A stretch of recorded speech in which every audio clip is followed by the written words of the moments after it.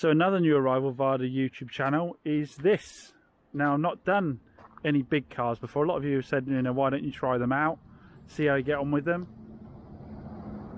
And I've always just focused on the small cars. David's been on at me for a while to get a mix of vehicles in, haven't you, David? So I've got in a Zafira, a 59 plate Zafira. Now this has come about via the legend that is Mike from Classic Wheels Wales. So those of you that watch the channel for a while know that I got a, what did I get off Mike off before? Ford KA, a little red Ford KA I did well on. I got from Mike and found him to be a straight talker. He always sends me cracking, really entertaining WhatsApp videos of the cars. He takes them for a drive. He does a walk around for me on them. So he said he had this coming in part exchange. Is it something I would be interested in? I was a little bit unsure because, like I say, I don't do stuff this big. Obviously looked over the MOT, did my research on it. Mike took it for a drive, gave me his feedback on it. We agreed a deal on the car, and Adrian picked it up for me the other day. If you follow the Wales Classic Car Wales Instagram channel, I'll put a link in for that, for Mike's Instagram channel. You'll see that they did a little video of Adrian picking it up there, so go and check that out. And yeah, so Adrian popped it down yesterday. Straight, the first thing he did, put the trade plates in it and took it for a little drive, and actually it drives really well. Drives really well. Bar, you know, obviously I checked the MOT before, and I know it needs rear brakes, so that's accepted. Needs the rear brakes. The tracking's out, the steering wheel's off at a natty angle, so I need to get that done as well. But Mike you know, we went through these things before I got the car down here. Mike said it was clean. I have to say, I mean, I've got it dirty from driving it last night, but when it turned up, thing is super clean for the age. Really clean. There's one dent here in the front wing which I'm pretty sure I can pop out if I get my hand underneath the inside the wheel trim, but other than that, down the sides here we've got no scrapes or anything. It's a really nice sort of light metallic blue. Like I say, I've got it dirty now driving it home, but when I clean it up you'll see the score on it, because all the corners of the bumpers are really good. There's no scrapes there. Boot lid's all good. I mean, for a car of this age, it's in really good. One minor little ding down there, but again down this side we're all straight. It is really clean, really clean. Headlights need a good polish, but they'll come up all right. But once I've cleaned this up, this is going to look mint, guys. Absolutely mint. Inside, all in good condition. It's dirty. I need to give it a really good clean, but nothing the G101 won't sort out. You know, all needs a good clean up on that front. But actually, in terms of what you're looking at, you know, the fabrics, are they torn? Are they ripped? No, they're all in good nick. And then we've got the all important set of rear seats there. So yeah, I mean, like I say, I drove it yesterday and I was impressed. I thought it'd be a gutless old thing, to be fair. I think it's a 1.6, isn't it, this one? I thought it'd be a gutless old thing, but actually it drives really well. And Mike sent it with half a tank of fuel, so I was able to go for a long old run in it. So yeah, I've spent probably, what, almost an hour in this, I'd say, driving it by now. And I can't find the suspension's all great. It rides really well.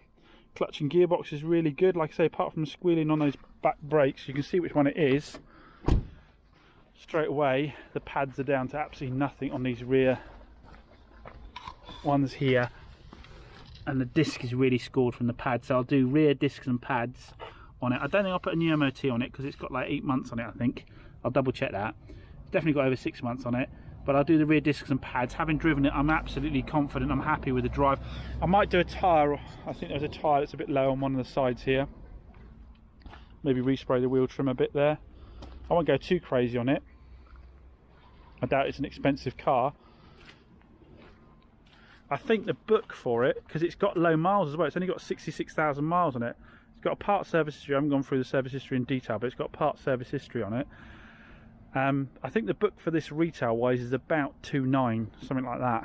I'm thinking maybe 2.795, depending on how much money I have to put into it. This is always a score with it, and like I said to Mike, is at the end of the day, this is where I think I am with it. If I end up getting away with it more lightly, I'll bung you some cash back on it, because I always want, you know, a good deal is a deal where both parties are happy, and Mike let me have it at a decent price. So hopefully I won't throw too much money into it and it'll sell well. But I mean, I've not done any size before, so I'll be interested. But I would have thought there can't be a lot of cars under 3k with 7 seats in this kind of condition with that kind of miles, 66,000 miles on it, kicking around my local area. And it is, like I say, when it's cleaned up, it's a really nice looking car. So massive thumbs up to Mike again. As with the Ibiza, someone just being straight, being honest and straight about things. And there are deals out there to be had where both parties can be happy and you can both be honest and straight. So yeah, thanks again to Mike. So if you remember, Mike is in Wales and does classic cars. He does some really interesting stuff up there. He actually did a car. I watched her channel the other day. For those of you that watch Bangers and Cash, the blonde lady that works at the front office in Bangers and Cash recently got an Ital from Mike, and she's actually done her own channel on that car. Yeah, he's always got interesting stuff in there, and one of these days I'll probably end up making a poor decision and buying something from him that I shouldn't have, because I've got too many projects as it is. But I don't know why I don't know why I like a chocolate brown Ital. It makes no sense to me, but there's something quite cool about it. Anyway, so yeah, I'll put a little link to Mike's Instagram channel in the description. Again, I didn't tell him I was going to do that. These deals haven't been done on the basis of giving people a plug. I just think it's the fair and right thing to do when someone's been helping you out. So oh yeah, I mean, I won't take it for a drive right now and show you it driving, because those rear discs are a bit too low. I shouldn't really be taking it out and about, but I can reassure you it drives really well. I was fully ready, as I said, for this to be slow as a dog and not a very nice drive, but actually I found it a really nice drive, apart from probably being a bit too enthusiastic round one hairpin corner and getting some lift off oversteer. Front wheel drive, long wheelbase. That's going to happen if you go in and come off the gas mid-corner. But yeah, other than that, it just drives really well, and this will make a cracking family car for someone. And again, it's a car that I'd be happy, you know, when you know someone's going to be putting their kids in the back of it, you want to know it's a decent motor. I think I had an advisory for a crusty front subframe, so my plan with that would be jack it up, wire brush it off, give it a coating with my converter stuff, just to try and prevent that in the future MOT. But we know when you get to this age, you're going to get crusty subframes. You just got to catch them before they start rotting out, which, and this one was one of the advisories just for surface rust, so we'll get that sorted as well. Luckily that one doesn't need a lot, because I've got a lot on, so I don't know when I'll get in to get that done. What I need to do next is get the i20 in, jack it up, and get photos of that rear beam and that wheel off to that helpful chap at Bridgewater, and see if we can't do something about getting some money back. Well, like I say, I'm going to be going ahead with it anyway, so I'll get it in today. I'm going to lubricate everything up so it can come apart easily, so I'm ready for when the beam comes, which hopefully is today. Get it done by the end of the weekend so that we can... the lady's been great. I've been messaging her. As I've always said to you, communication is key. Even if you've got no news, let them know that you haven't forgot about them. Things are going on. I've offered her money, but offered a deposit back a couple of times now if she wants to move on to something else, and she doesn't want to wait on this, but she's happy to wait on it. So, you know, and that offer will be in place right up to the minute it's ready for her to pull out any time if she wants to. Right guys, Scotty's in the house. Give us a wave, Scott. There we go, Scotty's in the house. Last night I jacked the i20 up. I seafoamed. I had some seafoam. I've heard about this stuff, so I'll give it a go. I seafoamed every nut and bolt that need to come off, and then I came in this morning and seafoamed every nut and bolt again. That nice bit of carpet that Oliver gave me is going to make it a bit comfy under here. Looking at it, I can't actually see a bend in the axle at all, in the rear beam. I've been looking at it in great detail and I can't see it at all. I'm wondering if it isn't just a hub that's taken a clout. But what I don't want to do is go to the hassle changing out a hub, and I have done one before on these. They're a bit of a pain in the backside. Changing out the hub and then finding that it's still not right. Plus the brake pipes aren't particularly good on this one, and I've got the new one's got new brake pipes on it, better brake pipes on it. So I'm thinking, for the sake of it, just drop the whole thing out, put the new thing in, and then I can keep some bits and bobs off it that might be worth keeping and bung away the axle, and I can treat the new one before it goes on as well. But yeah, hopefully me and Scotty will get that done today. I am going to be, I've got some interruptions though, because I've got the pickup of the Nissan. I've got a chap that wants to come and see the Zafira. I've given the seats a clean this morning while the doors are open. So I've been a busy bee already this Saturday morning. And they've got potentially someone to come and see the Ibiza as well. So, and then you just don't know if people might turn up randomly. So I've got all that to get done and get this out. First we'll get a brew on the go, and then we'll get cracking. But yeah, my top tip for any of you newbie type guys starting to play. So we've got a brew on the go, but we've unwrapped the rear axle. I'm really pleased with it. It's a hell of a lot better than the one on the car. It's in really good condition. no real surface rust on it at all.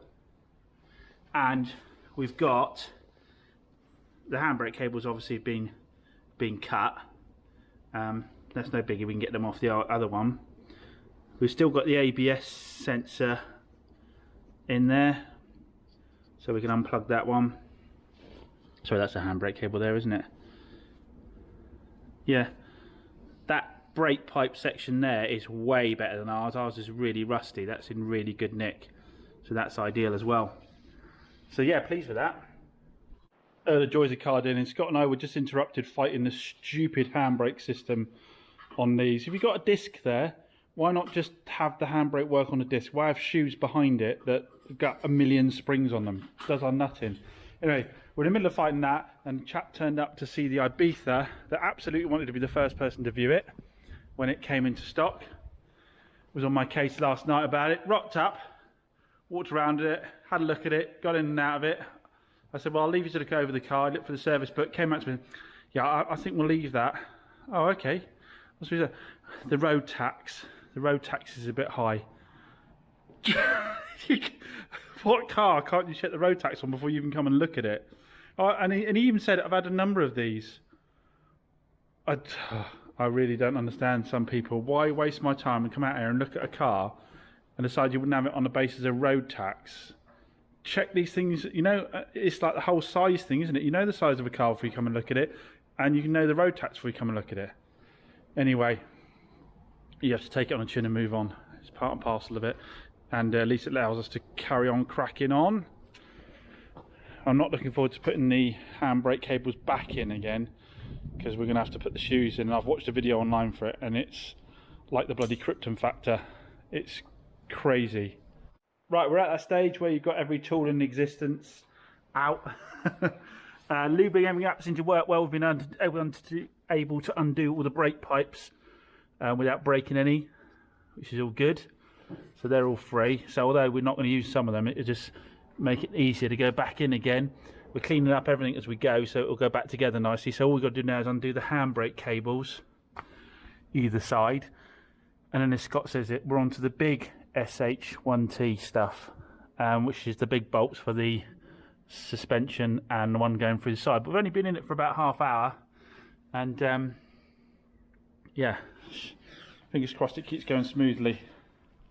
Right, I've been about an hour and a half on it, something like that. Scotty's put the kettle back on again, and we've got the old one out, and we've got the new one in. See what I'm saying about the new one? That's the old one.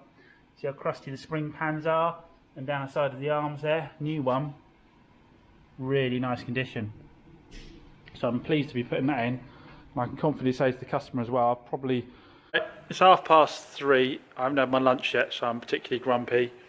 Scott's abandoned me because he had to go to a dinner, and because he was equally as fed up as I am trying to get the springs back on the shoes. I haven't got a spring tool for it, and the bloody springs are in here like this, so the hub is right in the way of getting directly onto the springs. Right pain in the backside.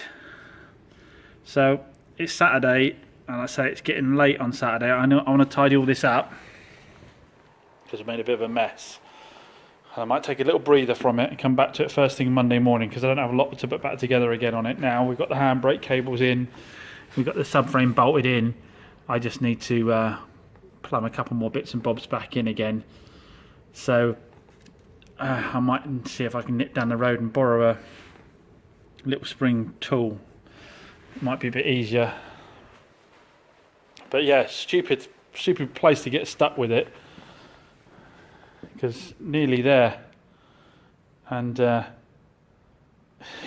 if they just hadn't had this shoe set up for the rear handbrakes, and just had it on a disc, I'd have been away and done by now. But if woulda, coulda, shoulda, whatever. Anyway, let's get tidying all this mess up. Right, it's Monday morning, guys. Back on the i20, and you'll see that I have got one of the discs back on again. I have developed a technique for getting these shoes, well, hopefully I'll do it the other side yet, these springs on, which is to clamp the shoe back tightly against the backing plate to give myself some, and as far out to give myself as much room as I can, and then push the spring in with the cup on top with this here, and then it gives me enough to be able to just get my finger in and spin the top of the end of the pin. But you think there'd be cutouts or something to allow you to get in there? I have seen a video where the guy was pushing the sliding clips underneath, so I don't know if they come from factory with the cup and the spring on, and then you're supposed to put the sliding clips in if you're doing replacement or not. I don't know, but you know, and I've watched lots of videos online of people doing this kind of job, but the shoes are out here and you get directly onto the top of the pin and spring. I've ordered the tool for it, but it would never get past that. Looking at the tool, it's never going to get past that and into there anyway. So hopefully I can get this finished off today. It's not a good day for me today. I've got to say goodbye to my best mate, my dog, who's been absolutely epic. 13 years old, absolute legend of a dog, absolute legend. Never ran away his entire life. Always wanted to be involved in everything you're doing as a family. Never bit or even growled at anyone. Great, a bit like his owner. Great big old lump, about 45 kilo Doberman cross Belgian Shepherd. But for years now he's been getting lumps all over his body, and we had them taken off the first time round, and now they say he's too old for them to be taken off, and over the last couple of years they've got so big, some of them are like the size of flipping, you know, grapefruits underneath his chest, and he just can't get up and down on his own anymore. We have been getting him up and down, and for the last 3 or 4 months I haven't had a full night's sleep because he needs to be moved 4 or 5 times a night. So I've just been getting up, moving him, getting up, moving him, getting up, moving him, and it's just he's not having he's whining all the time, so we think he's in pain, and it's time to say goodbye. So I'm gonna get as much of this done as I can and then get home for when the vet comes round. So yeah, anyway, crack on, get this finished. Typical, isn't it? After 2 of us fighting it for an hour on Saturday, I've just done it in like 10 minutes. Now I've got a technique for it. There's a bit of adjustment going to be needed on all this, but to be honest, I think I might let Phil down at Moore's do that sort of thing, so I've never been that confident adjusting the handbrakes. I know it's probably not that complex, but he's got to do the MOT on it anyway, so I'll just make sure everything's done up snug and all that kind of stuff, and then I'll hand it over to him for the final bit. So I'm going to go around and just tidy up the springs and so we don't get any advisories for rust and all. Those springs are actually really good. The powder coating is really good on them, but just like the bottoms of the shocks and that, I'll tidy all that up before it goes in as well, just so we can avoid any advisories for any corrosion on the back at all. Right, so all back together. Got the calipers back on, brake lines all done, back up again. So I'm just going to go right round again, nip everything up, make sure I'm happy that everything's confident. I've pumped the brake a few times to check that I've got any leaks, and I seem to be okay, touch wood. And then it's going to be the magic moment of getting the wheels on, lowering the car down and seeing where we are. That certainly looks a hell of a lot straighter, just straight in line with the rest of the car, not out at an angle. But to put the wheel on, lower it down, I mean, theoretically you might be asking yourself, why are you saying that it might still be out of whack? I guess the mounting points for the axle could have been knocked out of whack, but it went in all okay, so you'd think that would be unlikely. But in this game, you know not to pat yourself on the back until the job's completely done. So just go around, nip everything up again, just in case I've forgotten something, and then we will get down on the ground again. While I was about it, I took off the rust, the bubbling rust off that bit on the boot lid there. I've given it going with a wire brush. This is a nylon brush, and I'm going to give that a treating with the Cure Rust now. Make sure we stop that, convert that, stop that going any further, and then we've got to do a job of tidying it up. Like I said, I didn't really want to paint the panel because black's a bitch, but I may well end up having to. That might require a bit of filler to be fair though, with the lady, I did actually tell her I wasn't going to fill and sand it. I said I was going to take the top off it, convert it, and then touch it in with a brush. I did tell her that's what I was going to do. I might do that and see how happy I am with it. The trick is going to be to try and level it off. It's quite deep there. Try and level it all off. Make it look half decent. Don't know, two minds about that. And there we go, guys. We're on the ground and we've got a straight wheel, and to be 100% I put the wheel on from the other side on this side, because if there was a bend in the wheel I didn't want it to throw me off, so I put that wheel on this side straight, put the other wheel on this side straight. So, and that is the satisfaction of the job. As much as you swear and knock your knuckles and get pissed off about things, the satisfaction of doing a repair like that, knowing you did it when you could have just paid somebody else to do it, but you've done it yourself, you've learnt a few things along the way. Like I say, it will no doubt need the handbrake adjusting. When it goes down for the MOT, so I need to get it booked in for its MOT now. Like I say, that's just got some cure rust on it, just curing off that bit there. And there's our old axle. And that's I'm going to run now. I'm going to spend the last few hours with Oscar before we have to say goodbye. So, yeah. Work has to take a back shelf for a minute. That'll be the end of this video, guys. Hopefully it's a bit better for you seeing some work going on the cars. I know a few of you have been complaining I've just been doing walk-arounds of cars. But hopefully that was worthwhile, and hopefully it's inspired a few of you to have a go at some jobs. I've done that on axle stands with basic tools, no complex tools at all, just on axle stands. It is the kind of thing you can tackle yourself with a bit of patience. Obviously if it's your driver and you need to get it to work on Monday morning and you run into problems, it's a bit stressful. But these are the kind of things you can tackle yourself, but obviously just get them checked over by a professional afterwards, like I'm going to. But you know, I think the cost of the part has been what, 150 quid? And I think I'm throwing Scotty 50 quid for helping me out. So for a couple £100, it would have cost me another couple of hundred to have it fitted by the garage. So I've saved a couple £100 there. And like I say, I've learnt a few things along the way. So yeah, hopefully that was a bit more enjoyable for you. Anyway, I'm off. Thanks again, guys. See you soon.